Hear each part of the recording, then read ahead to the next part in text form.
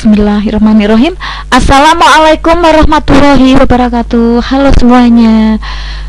Pada video ini akan membahas tentang materi pembelahan meiosis.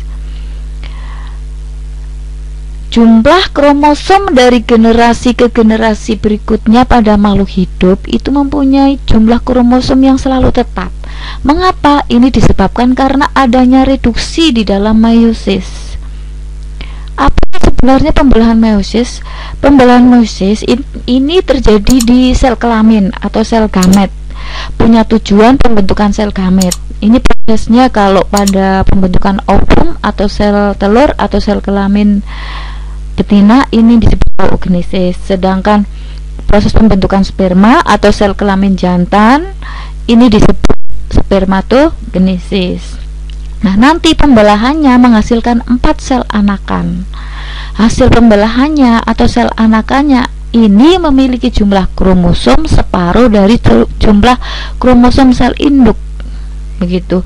Nah, misalkan ya pada manusia mempunyai kromosom di dalam tubuhnya itu 46 ya. Maka nanti di sel kelamin separuhnya 23 kromosom, itu maksudnya ya. Kemudian jumlah sel induk itu 2N secara umum. Artinya apa? 2 kali N. N ini adalah jumlah sel anakannya yang bersifat haploid. Itu N bersifat haploid. N ini adalah dimiliki oleh kromosom sel kelamin atau sel gamet. Begitu. Nah, tahapan pembelahan meiosis itu ada 2 macam. Ada meiosis 1, ada meiosis 2. Untuk meiosis 1 itu ada 4 tahap. Ada profase 1, metafase 1, ada anafase 1, telofase 1. Sedangkan meiosis 2 ada profase 2, metafase 2, anafase 2, telofase 2. Begitu. Kita mulai dari meiosis 1. Sebelum meiosis fase profase itu ada interfase atau disebut masa istirahat. Nah, ini dikatakan istirahat, tapi di dalamnya itu, di dalam nukleus itu ada aktivitas berupa penggandaan DNA. Nah, DNA itu kan ada di dalam kromatin. Nah, kromatin itu kan dikemas dalam suatu kromosom. Jadi di sini ada bisa dikatakan ada penggandaan kromosom juga, atau disebut replikasi DNA, penggandaan DNA. Berarti ada proses penggandaan kromosom. Nah, ini bisa dilihat seperti itu. Jadi interfase di sini sudah, walaupun istirahat, tapi sudah ada proses penggandaan. Mengapa ada penggandaan? Karena akan terjadi untuk proses pembelahan nanti. Oke, kita masuk pada profase 1. Profase 1 itu ada 5 tahapan. Ada lipoten, ada sigoten, ada pakiten, ada diploten, ada diakinesis. Perhatikan pada lipoten itu terjadi penggandaan kromosom secara kondensasi ya. Jadi di interfase itu sudah mulai persiapan, dimantapkan pada profase 1 pada leptoten. Nah, kromosom itu sudah mulai menebal, itu kelihatan ya. Nah, sigoten itu sudah terbentuk sinapsis. Pakiten terbentuk tetrat atau terjadi pindah silang. Ya, sudah mulai ada crossing over. Yang diploten itu sudah terbentuk kiasma, bisa kalian perhatikan. Itu ya. Nah, yang diakinesis terjadi perpindahan kiasma atau persiapan masuk metafase 1. Begitu. Nah, sekarang masuk pada metafase 1.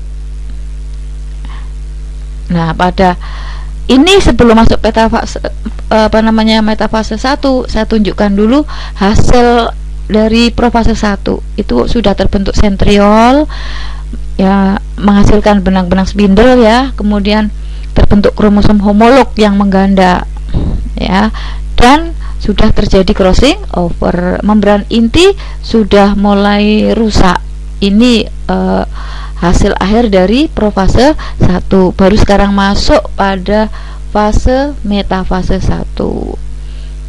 Kalian perhatikan di gambar, pada metafase 1 kromosom homolog yang sudah mengganda itu tadi berada di daerah ekuator, di daerah tengah atau di daerah bidang pembelahan. Fase berikutnya anafase 1, perhatikan gambar, kromosom homolog yang mengganda ini memisah menuju kutub. Nah, 4 kromatid menjadi 2 kromatid.